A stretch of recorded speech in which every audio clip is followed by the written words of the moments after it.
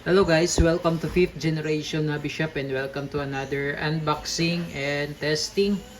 Um, Shoutout po natin si Sir Joven.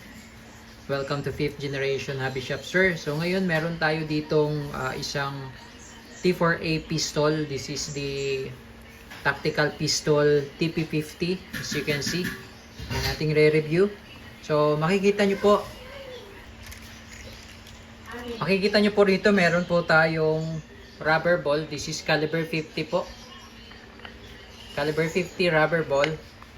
Meron din po tayong caliber 50 aluminum ball. And also we have the caliber 50 solid ball. And so ayan po yung mga iba't ibang klase ng bala nitong ating TP50 tactical pistol TP50 T4A. Ayan. Training for engagement. So this is CO2 powered. CO2 cartridge pa rin po ang gamit natin, 12G. Ayan.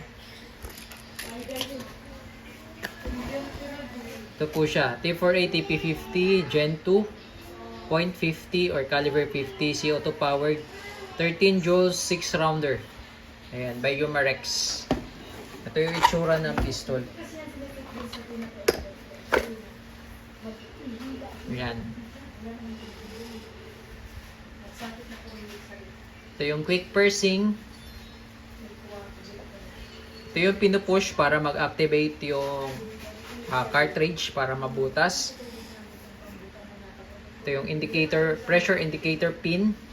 Aangat po yan pagka may pressure na sa loob. Tapos naka fiber optic sight, front and rear. Ito yung pinaka magazine niya. Yan. Bali 6 po ang laman, 6. So, pwede mo siyang lagyan ng accessories. Yan. So yan po yung, yan, ganun kalaki yung, ayan, so makikita nyo po, ganyan po kalaki yung kanya barrel. Yan, wala naman po siyang load, no? Wala rin siyang CO2. Yan, papakita ko lang po. Yan, no? Yan. So yan po yung TP50. Okay, ulitin ko po ang pwedeng bala, aluminum ball,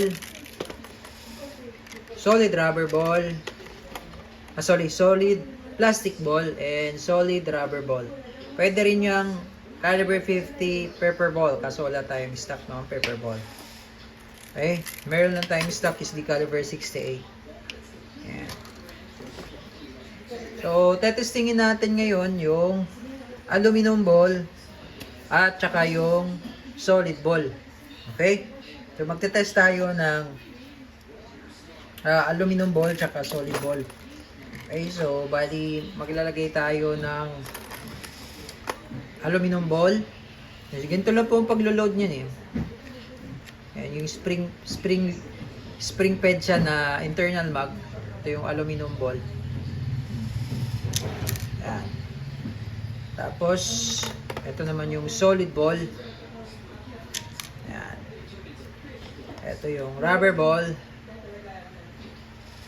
Yan. So bali 6 po ang capacity nito. Yan.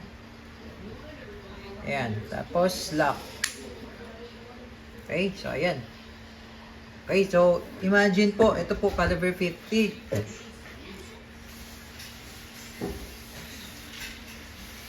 Ito po yung bala ng airsoft. Ito yung bala ng TP50.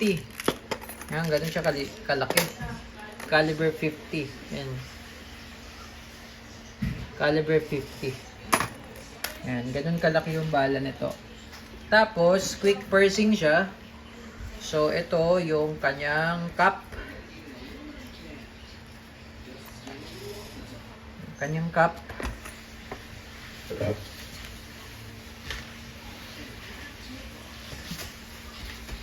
Bali, ilalagyan natin ng oil. Tapos, papasok natin yung CO2. Pag ganyan po, yung position ng CO2. Tapos, pasok. Higpitan natin. Pag hinigpitan yung ganyan, yung CO2, naka-standby lang po yan. Hindi ibig sabihin na pag hinigpitan po, ay nabubutas or napapunctured na po yung CO2. Hindi pa po. Pero once na ito, ni-strike mo or pinalo mo ito, ma-activate na po yung CO2. Yan. Pakita ko lang sa inyo na hindi siya nabutas once na hinigpitan natin.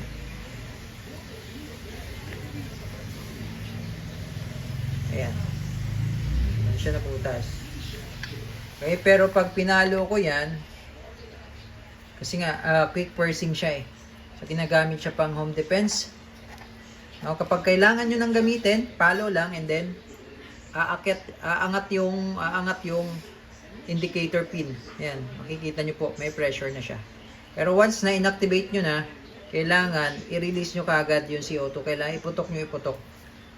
Bawal po siyang patagalin sa loob na meron pa siyang pressure. Pero kung hindi nyo naman kailangan, kahit na naka-standby lang yan sa case or sa hard case nyo, hindi po mauubos yung CO2 na nandyan dahil hindi pa siya punctured. Kumbaga, hindi pa siya activated. Okay? So, ganito lang po yan. Pag gagamitin na po, palo lang.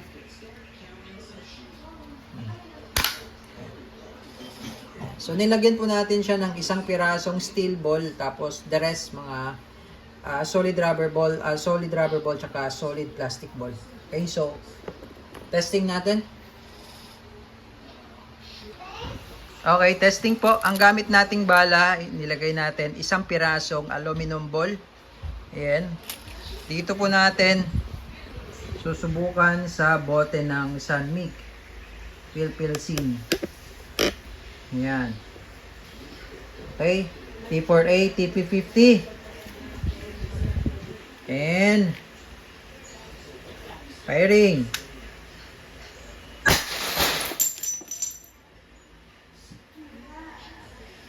In one shot. Okay. In one shot. So, yun po yung solid plastic ball. Yung una, yun yung aluminum ball. Tapos, yung solid plastic ball, ayun yung orange. Yun o, nabasag. Nabasag siya. Nakita ko sa inyo yung bala. So, ito po yung nilagay natin kanina. Ayan o, nabasag. Nabasag. Solid siya na plastic. Yan. Basag. Basag din yung bote. Ayan o.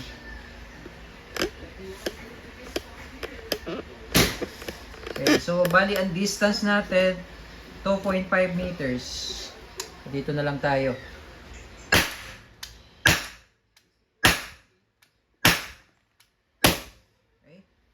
So, kailangan po, once na inactivate natin, kailangan pong i-release natin yung pressure.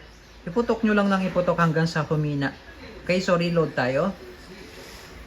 Okay, this time, ang ginamit natin ay solid rubber ball. Okay. Ang second load.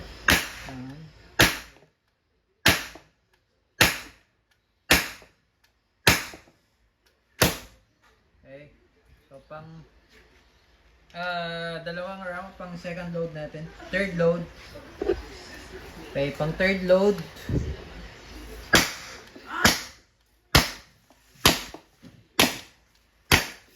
Okay, mahina na siya. So, 12 shots. Malakas pa. 12. And so on. Mahina na. And mahina na. So, that's the time na pwede mo na siyang i-release. Iikot nyo lang po ito counterclockwise. Kita nyo, bumaba yung indicator pin. At pwede nyo na siyang alisin. Bawal po kasi siyang i-release yung CO2 hanggat marami pa pong laman.